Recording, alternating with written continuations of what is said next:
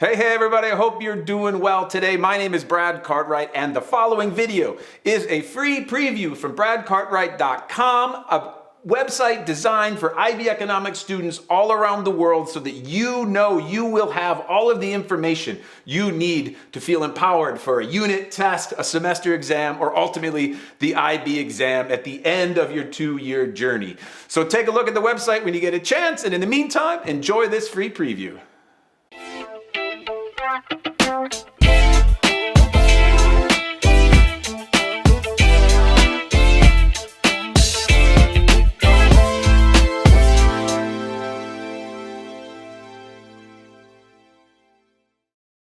All right, now let's take a look at the cognitive biases and how they affect our decision-making process. And what you got to realize here is like the classical economists believe that we're just these like consumers that just made perfectly rational decisions. And that's not the case. We're human beings, right? So these biases, and there are a lot of them, don't get overwhelmed when I show you the first slide here. They're just going to lay out another set of framework upon which behavioral economists look at human behavior. And if you look at human behavior that way, well, then you can see that as a result of that, right, they can go and say, well, these people who are making these economic decisions are far more complex than what the neoclassicists said. Okay, so what are they? They are the cognitive bias of availability, the cognitive bias of what's called anchoring bias, framing bias, social conformity bias, status quo or inertia bias, loss aversion bias, hyperbolic discounting bias. There, you got it?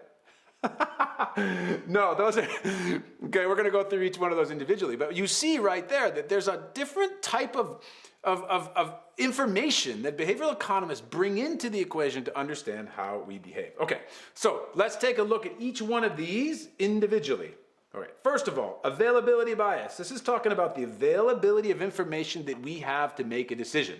So what does that mean? Well, if we have only the information that we have a 65, 70-year-old person in our family who is smoking, and they've smoked for 50 years, then we would say, you know what, maybe, based on the information we have available to us, that smoking's not so bad. And that would create a bias for us that we would use to then go and buy cigarettes. And a very good example that Jocelyn Blink and Ian Dorton have in their course companion is this idea like if you get information, the available information to you is that, you know, there's a salmonella poisoning as a result of bad chicken being sold in one country, and then that's the only information you have, and therefore in your country you think that buying chicken is bad. Well, then guess what? You're going to take that information, it's going to bias you against the purchasing decision that you make in your own country. Okay? So that's availability bias. Anchoring bias. What's an anchor? An anchor is something that keeps us in place, right? An anchor is something that a boat uses to keep it in place. Well, what's the thing that keeps us in place? Well, the anchor is information about the value of one thing, and this serves as a reference point for all of our decisions around it. And this is an example of this is oftentimes in stores, they'll offer a higher price and then discount it.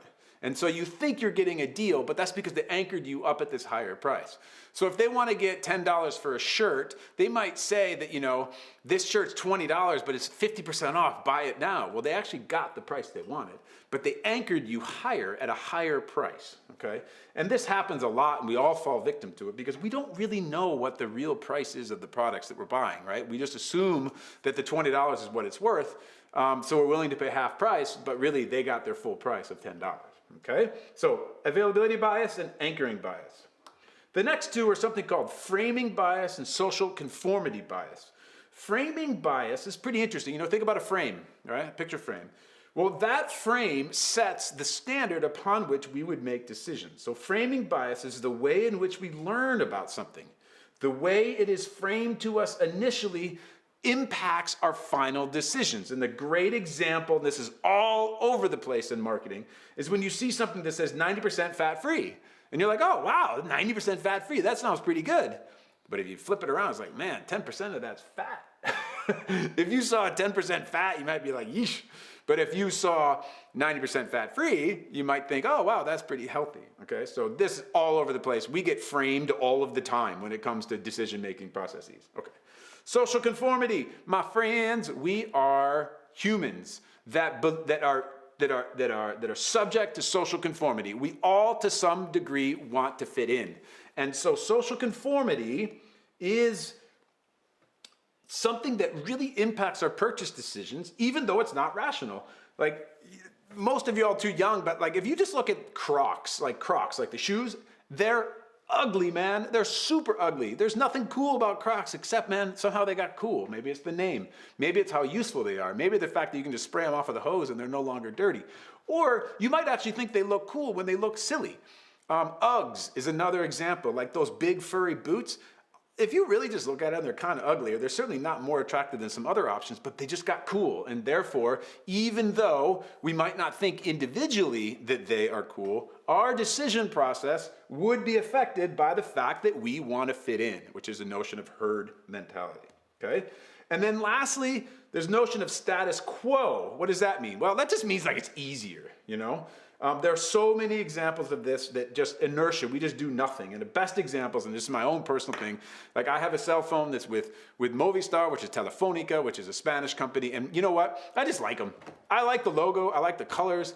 And like I get solicitations to change my cell phone company all the time. And maybe I could get like the same service for like, I don't know, $5 or $6 cheaper. But it's just a pain. I just got to go in and like change the chip and all this stuff. And I'm like, forget it. So I don't do it. Am I acting rationally? No. Am I maximizing like, you know, my own self-interest to get the cheapest price? No. But so what's explaining my decision? What's explaining my decision is this thing called inertia or status quo. Bank of America, I've lived outside the United States for half of my adult life. I have to keep some money in the United States, and Bank of America has provided me great service. And I'm like linked to it, and I'm in Chile, so it's hard to change anything. So I might have a savings account there that's getting me like 2% interest, and I could go to Wells Fargo and get 4, but man, it's just a pain to change it. And so I won't because it's just too difficult, or I just don't want to, because the status quo is easy enough, okay? Last two, loss aversion bias. People make choices based on not losing something even if the decision is ill-informed. Have you ever seen something say, buy now? Or the best ever is like Travelocity. It says, only 4 seats left at this price. You know, and all of a sudden you feel like, oh God, I'm gonna lose it, I'm gonna lose it, I'm gonna lose it, and you buy it, right? Well, they have to have 4 seats left, but that doesn't mean they're not going to open up more seats for that same price. So when we feel like we're going to lose something, we're biased towards buying something because we don't want to lose out, right? So they're playing on our psychology to make us buy, which impacts our decision-making processes in economic sense, which is going against, and remember, the critique of consumer rational behavior, consumer rational thinking in the neoclassical model. And then lastly, hyperbolic discounting. This is the tendency for humans to prefer short-term rewards over larger, later rewards. We do this all of the time. It just means like, this is like a way of explaining impulse buys. Like it's not something I would normally buy, but it was right there and I just decided to buy it. Whether that's an ice cream cone, a pack of M&Ms, or a Snickers bar, or some other sweet that's, you know, that's a part of something that you really want. It's not about the long-term decisions, it's about the moment itself. And this goes back, if you think about it, to the two systems, right? System one, which is this like automatic system that we have, and then the more reflective system. And sometimes we're operating out of that automatic system where we just impulse buy, and sometimes we're like, no, well, you know, ice cream's not good for my health. It doesn't really do me any good in terms of nutrition, so I'm not gonna buy it. But man, it's hot, I just wanna buy it, right? So we fluctuate between those two worlds, and these cognitive biases are the basis upon which behavioral economists build their structure in order to explain to us why it is that humans behave the way they behave, and also why the neoclassical way of looking at things, the old school way of looking at things, is just no longer relevant. All right? How cool is that? Did that explain some of your own behavior? Yeah, of course. Does it explain some of all of our behaviors? Of course. If it's based on, if it affects the way you make decisions, I promise you it's going to affect the way that other people make their decisions as well. And there we have it, my friends. The cognitive biases as to why we make purchase decisions which run against the neoclassical model and support the behavioral economists. All right, my friends, congratulations. We rolling on to the next video.